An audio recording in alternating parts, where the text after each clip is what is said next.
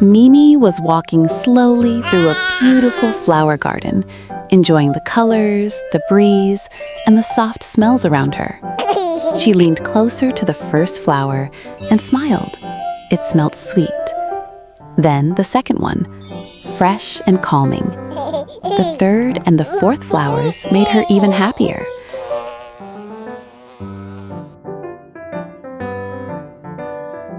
But when Mimi reached the fifth flower, she took a deep breath, and suddenly, a tiny ladybird flew straight into her nose. Mimi froze. Her eyes filled with tears, and she sniffed sadly. Her nose tickled, and she didn't know what to do. He gently tickled her nose with a soft feather, hoping to help. Achoo! With a big, cute sneeze, the ladybird popped out. Tiny ladybird landed safely and crossed her tiny arms. She scolded them in her squeaky little voice, clearly not amused.